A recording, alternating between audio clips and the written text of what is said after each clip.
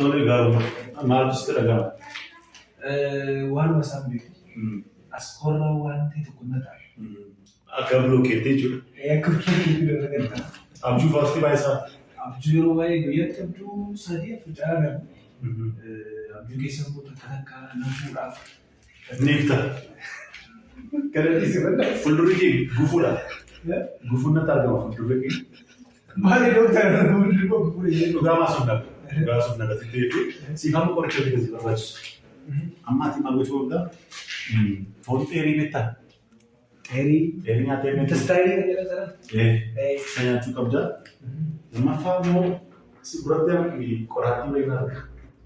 Maal qoraattii kuusanii fakkaata? Ultraasawundii garuu kan doktara Martaa kan qabatan kan. Ultraasawundii barbaachisu.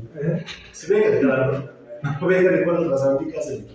Maal warra reefu si arge doktara? Dokter makanan waggaa torba dura argate. Dokter Abdiisaa gaafa nama dhageessee beeku. Amma isin kan barbaachisu garuu doktara keessan doktara oriijinaaliidha.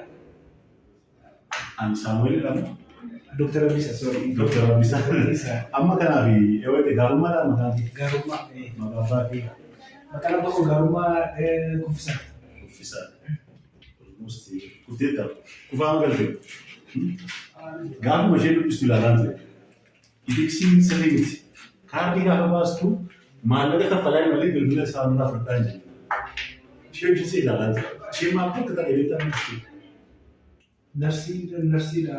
Narsii maaliif hin kaa'e? Beektu.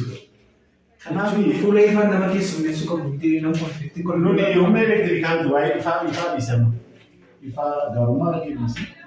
Amma gaarummaa itti maqaa fi gaarummaa. kanaaf maal si barbaachisa? Balachee sadii.